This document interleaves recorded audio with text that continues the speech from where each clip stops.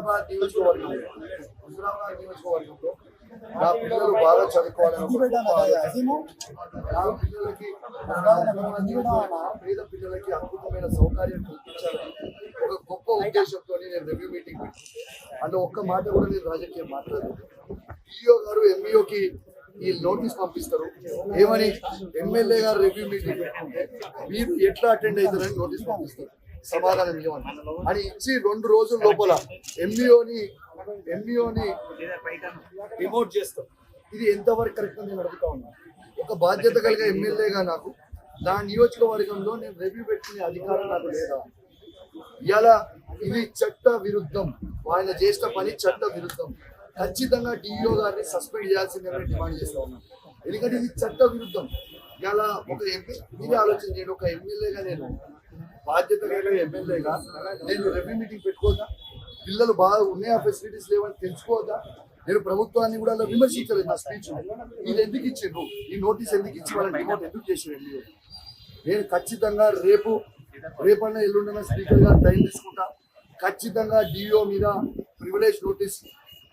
Privilege motion move చేస్తా. ఖచ్చితంగా speaker గారిని కోరుతా. ఎందుకంటే ఎమ్మెల్యేగా నా హక్కులని ఆయన నన్ను అవమానపరిచారు కాబట్టి ఇవాళ నేను ఖచ్చితంగా ప్రివిలేజ్ నోటీస్ కూడా ఇస్తా. సస్పెండ్ అయ్యే వరకు నేను ఊరుకోను. వాళ్ళు కూడా సమాధానం ఇవ్వకపోతే ఖచ్చితంగా హైకోర్టులో కూడా డిఓ మీద పిటిషన్ వేస్తాను. నిన్న నా నియోజకవర్గంలో కళ్యాణ లక్ష్మి చెక్కులను కూడా మంత్రి గారు పంచకుండా ఇబ్బంది పెడితే నా మీద కోపం ఉంటే నా మీద తీర్చుకోండి, నా లబ్ధిదారుల మీద, నా పేద ప్రజల మీద తీర్చుకోకండి అని చెప్పి నేను హైకోర్టు పోతే హైకోర్టు మొట్టకాయలు వేసి ఖచ్చితంగా జియోని ఫాలో అవ్వాలని నిన్న హైకోర్టు కూడా జియోని ఇస్తున్న కళ్యాణ లక్ష్మి చెక్కులు కూడా పంచిన. నేను ఒకటే చెప్తున్నా, ఈ సమాధానం చెప్పలేని పరిస్థితిలో వాళ్ళు ఉంటే ఈ సమావేశాలు ఎందుకు, ఈ చెట్లు ఎందుకు, ఈ రాజ్యాంగం ఎందుకు, మరి ఎంపీలు ఎందుకు, ఎమ్మెల్యేలు ఎందుకు, మంత్రులు ఎందుకు, ముఖ్యమంత్రి ఎందుకు? అది మీకు అర్థమైతే లేదు. ఇవాళ ఒక మన యావత్ తెలంగాణలో ఉన్న ప్రతి ప్రజాప్రతినిధి అవమానించిన మీరు అందరూ అర్థం చేసుకోవాలి. ఇవాళ ఆ మీటింగ్ లో నేను ఒక్కనే లేను. చైర్మన్ గారు, ఎంపీలు, కౌన్సిలర్లు, మున్సిపల్ చైర్మన్లు అందరు కూడా ఉన్నారు. అంటే ఇంతమంది ప్రజాప్రతినిధులు మీరు అవమానించారు. దేనికోసం అవమానిస్తున్నారు? దీనికి జవాబు చెప్పాలి ప్రభుత్వం. దీనికి ఖచ్చితంగా డిఓని సస్పెండ్ చేసే వారికి నేను ఊపినే ప్రసక్తే లేదని చెప్పి సందర్భంగా తెలియజేస్తూ సెలవు తీసుకుంటాను. జై తెలంగాణ.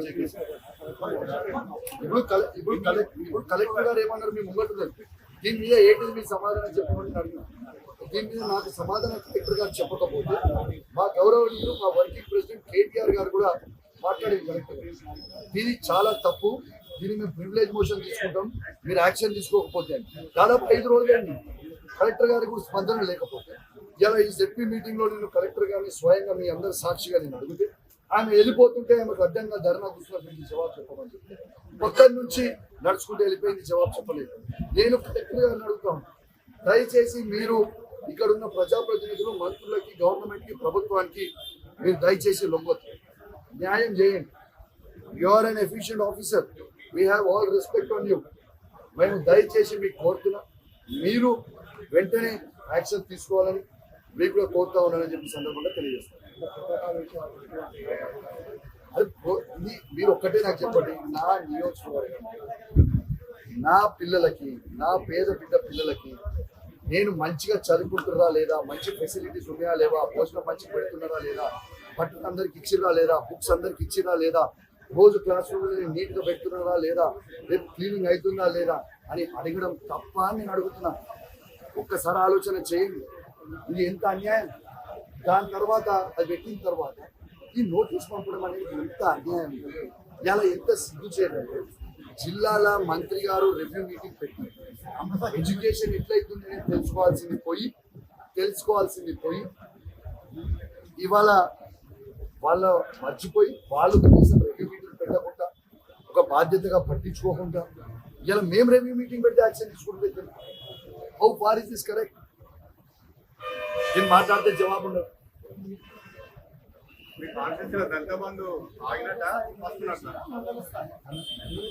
నియోజకవర్గం సార్ అన్ని schools, all HMs, all head masters అందరినీ నోటీస్ ఇవ్వడం ఎంతవరకు పిల్లల భవిష్యత్తు కోసం మనం మాట్లాడుతుంటే నోటీస్ ఇచ్చి వాళ్ళని సస్పెండ్ చేసి డిమోషన్ చేస్తే లేదు. తీవ్రంగా ఖండిస్తాం. ఖచ్చితంగా తీవ్రంగా సస్పెండ్ చేయాలి. ఖచ్చితంగా స్పీకర్ గారిని ఇవాళనే ఫోన్ చేసి టైం తీసుకునే ప్రయత్నం చేస్తాం. స్పీకర్ గారు టైం ఎప్పుడు ఇస్తే అప్పుడు పోతా. ఈ 1-2 days లోపలనే కలిసే ప్రయత్నం చేస్తా స్పీకర్ గారిని. ఖచ్చితంగా స్పీకర్ గారికి ఇచ్చి ప్రివిలేజ్ మోషన్ ఖచ్చితంగా మూవ్ చేస్తాం. ఇలా చాలా బాధాకరం. ఇంకొకటి ఏంటంటే ఇవాళ ఒక దళిత జెడ్పీటీసీ ఇలా సమావేశానికి వస్తుంటే పోలీసు వాళ్ళు అడ్డుకుంటారు. ఎందుకు అడ్డుకోవాలంటే ఇలా ఒక దళితుడని చిన్న చూపు చూస్తా ఉన్నాను. ఇలా కేసీఆర్ గారు చాలా గొప్ప ఆలోచనతోని ప్రతి దళిత కుటుంబం బాగుపడాలని, ప్రతి దళిత కుటుంబం బాగుండాలని ఒక గొప్ప ఆలోచనతోని దళిత బంధు అనేది ఒకటి పైలట్ ప్రాజెక్ట్ మా నియోజకవర్గం హైదరాబాద్ నియోజకవర్గంలో తీసుకొని సాచురేషన్ మోడ్ వరకు ఇచ్చిన ఇవాళ దాదాపు 3,500 నుంచి 4,000 దళిత కుటుంబాలకి రెండో విడత రావాలి. ఆ రెండో విడత ఇవ్వకుండా ఈ సమావేశంలో నేను జవాబు అడిగితే కలెక్టర్ గారు చెప్పిండ్రు. ఇవాళ స్వయంగా కలెక్టర్ గారే మీడియా సాక్షిగా చెప్పిర్రు, ప్రభుత్వము రైటింగ్ లో రాసి దళిత బంధు అనేది ఆపారే దాన్ని అని చెప్పి రైటింగ్ లో రాసి ఇచ్చిన కలెక్టర్ గారు మీ సాక్షిగా చెప్పిండ్రు. మీరు అందరు విన్నారు. యావత్ తెలంగాణలో ఉన్న ప్రతి దళితుని ఆలోచించమని కోరుతా ఉన్నాను.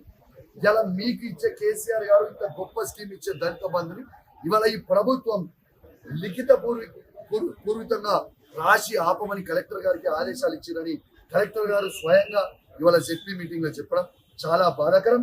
నేను వెంటనే ఈ ప్రభుత్వాన్ని డిమాండ్ చేస్తా ఉన్నా. నేను అసెంబ్లీలో కూడా మాట్లాడినా, ఇలా స్వయంగా దళిత స్పీకర్ సాక్షిగా మాట్లాడినా నా నియోజకవర్గంలో ఉన్న దళితులతో పాటు యావత్ తెలంగాణలోకి ఎవరెవరికి దళిత బంధు ఇచ్చారో వాళ్ళందరూ కూడా డబ్బులు వెంటనే రిలీజ్ చేయాలని నేను డిమాండ్ చేసిన, ఇప్పుడు కూడా డిమాండ్ చేస్తా ఉన్నా అని చెప్పి సందర్భంగా తెలియజేస్తున్నాను.